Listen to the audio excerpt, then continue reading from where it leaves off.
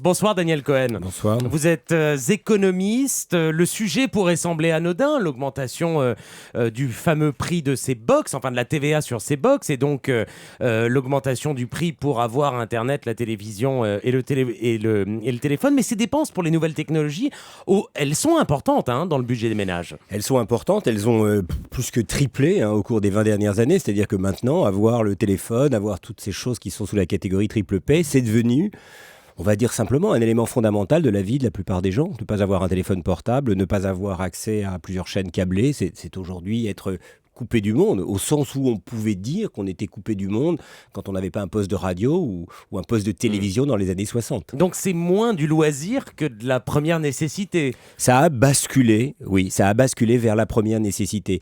Le grand économiste et philosophe Amartya Sen nous invitait déjà il y a longtemps à relativiser cette notion de première nécessité. Et de première nécessité, ce qui nous permet d'exister socialement.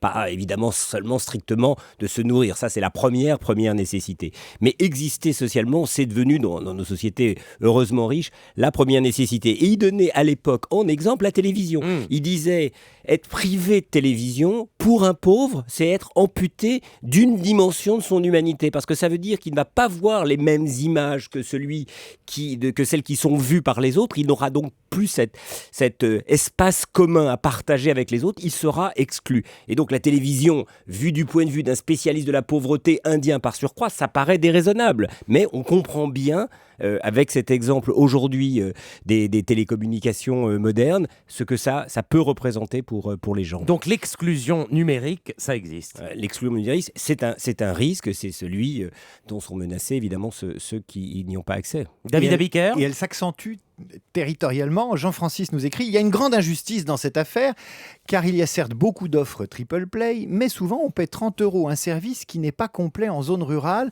ou par exemple on reçoit mal la DSL, ou c'est pas complet, on a 30 €, on a soi-disant l'offre et on l'a pas. En tout cas, Daniel Cohen, l'explication, elle était donnée par François Baroin ce matin, c'est Bruxelles, a-t-il dit, le ministre du Budget, qui aurait de toute façon fini par demander à la France de réajuster le taux de TVA sur cette offre Internet. Explication recevable. On est dans la tartufferie la plus extraordinaire. Et parce que pourquoi ? quand même, on a réussi à convaincre Bruxelles de baisser la TVA sur la restauration. Après, de fait, de longues batailles. Bon, et tout d'un coup, par anticipation d'une autre bataille, on viendrait rehausser celle-là.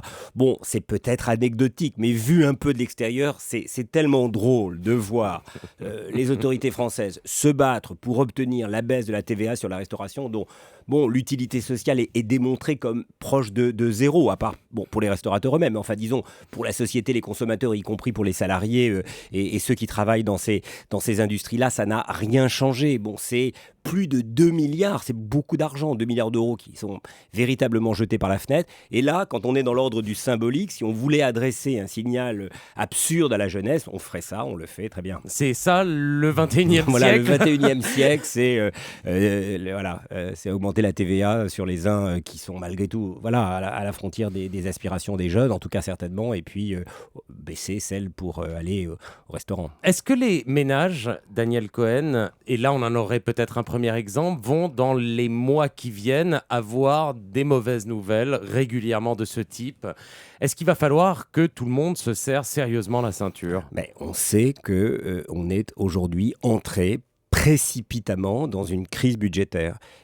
Précipitamment parce qu'on était dans une crise économique et qu'on attendait de l'État qu'il soutienne l'activité économique, le revenu des gens eux aussi grâce aux transferts sociaux, le temps que cette crise se termine. Il ne s'agissait pas pour l'État d'ouvrir ses carnets de chèques à l'infini, mais il s'agissait de traverser confortablement cette crise. C'était à peu près ce que les gouvernements avaient prévu. Et puis il y a eu une crise, une catastrophe, la crise grecque, qui tout d'un coup a terrorisé les gouvernements. Ils se sont dit, et pourquoi pas moi maintenant, si Standard & Poor's ou Fitch dégradaient ma note, alors peut-être qu'à mon tour, je serais entraîné dans cette spirale. Et brutalement, pratiquement, je ne vais pas dire du jour au lendemain, mais en l'espace de quelques mois, les gouvernements se sont convaincus qu'il fallait passer à la rigueur budgétaire, quel que soit le terme qui est employé. Donc, alors même que la crise n'est pas terminée, alors même qu'il y a d'extraordinaires incertitudes sur la croissance économique dans le monde en général et en Europe en particulier, on va resserrer les cordons de la bourse. Ça n'est que l'un des exemples de beaucoup d'autres choses qui attendent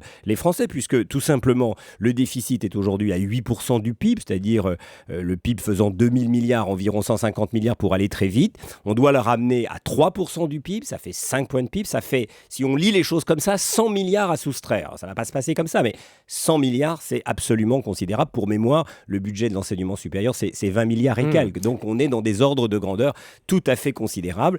Ça va se retrouver dans le pouvoir d'achat des gens, nécessairement. La suite des mauvaises nouvelles, ça pourrait être quoi quand vous dites ça va se retrouver nécessairement dans le pouvoir d'achat? Comment ça va se passer?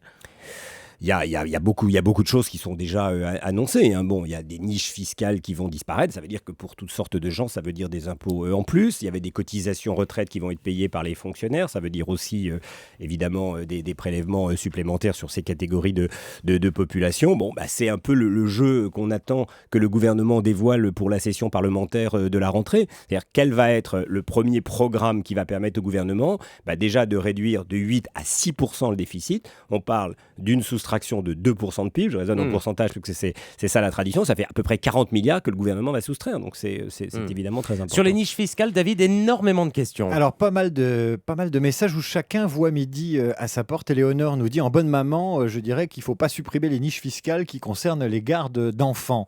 On en a un autre de Mohamed qui dit qu'il faut absolument supprimer les niches fiscales qui avantagent les riches.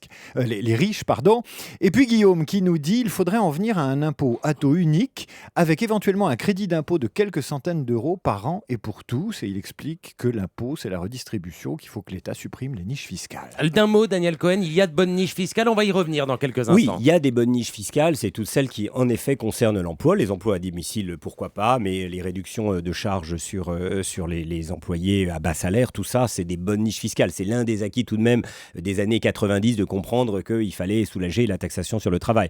Mais il y en a beaucoup dont on se rend compte qu'elles sont inutiles. Je vais prendre juste un exemple, le crédit d'impôt recherche. On donne de l'argent aux entreprises pour recruter des chercheurs. Ils ne le font pas. Donc il faut supprimer ce crédit d'impôt recherche, par exemple.